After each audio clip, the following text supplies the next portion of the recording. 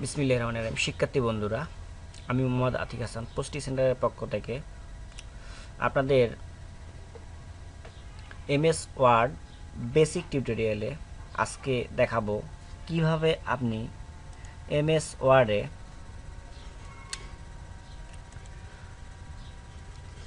লেখাকে স্মল থেকে ক্যাপিটাল অর্থাৎ লোয়ার থেকে আপার কেস কিংবা আপার কেস থেকে লোয়ার কেসে কনভার্ট করবেন। আমরা অনেক সময় করে ফেলি এমনটা যে আসলে আমার টোটাল লেখাটা ফরম্যাট হবে আপার কেস, আমি লিখে ফেলছি লোয়ার কেস। তো সেক্ষেত্রে আমি যদি এর ব্যবহার সম্পর্কে না জানি তাহলে হয়তো বা আমাকে সবগুলো ডিলিট করে বা মুছে ফেলে শুরু থেকে কাজ করতে হবে। তো এই সমস্যাটা থেকে মাইক্রোসফট ওয়ার্ডের কিছু ফিচার্স অলরেডি আমাদের অ্যাড করে দিচ্ছে, যে আমার দেয়া ইনফরমেশনগুলো বা আমি যেগুলো টাইপ করছি বা লিখছি সেইগুলো আমি লোয়ার কেস থেকে আপার কেসে কনভার্ট করতে পারবো। সাপোজ এখানে আমি দেখতে পাচ্ছি যে এখানে যে কয়েকটি টেক্সট লাইন দেয়া আছে 1 2 3 4 এভাবে 10-12টা লাইন বা টেক্সট। তো এইগুলো যদি আমি টোটালি আপার কেস করতে চাই তাহলে আমি কি করব?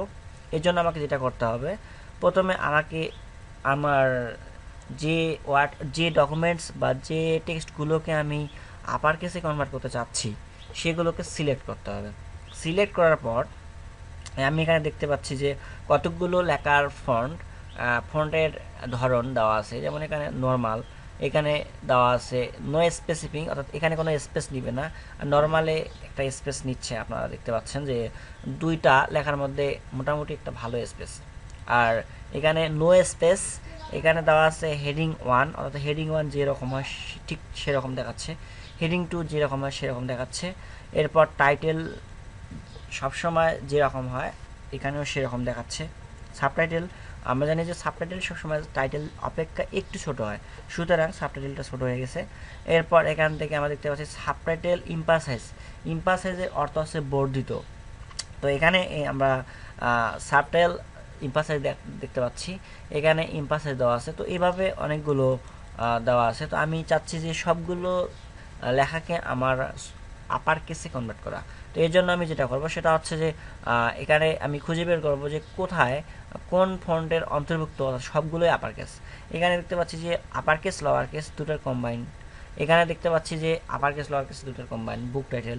আর এখানে আমি দেখতে পাচ্ছি যে অল আর আপার কেস, অর্থাৎ ইন্টেন্স রেফারেন্স। এই ইন্টেন্স রেফারেন্সে গেলে আমি দেখতে পাচ্ছি যে আমার লেখাগুলোর সাইজ কোয়ালিটি একটু ছোটো বড়ো, বাট সবগুলো টেক্সটেই কিন্তু আমার আপার কেসের লেখা আছে। তো আমি এভাবে সহজে ইজিলি আপার কেস থেকে লোয়ার কেস কিংবা লোয়ার কেস থেকে আপার কেসে কনভার্ট করতে পারি। আর এভাবেই আপনারা কোনো টেক্সট লিখে সেটাকে নিজে নিজে আপার কেস থেকে লোয়ার কেস কিংবা লোয়ার কেস থেকে আপার কেসে কনভার্ট করবেন। তো আজ এ পর্যন্তই। খুদা হাফেজ।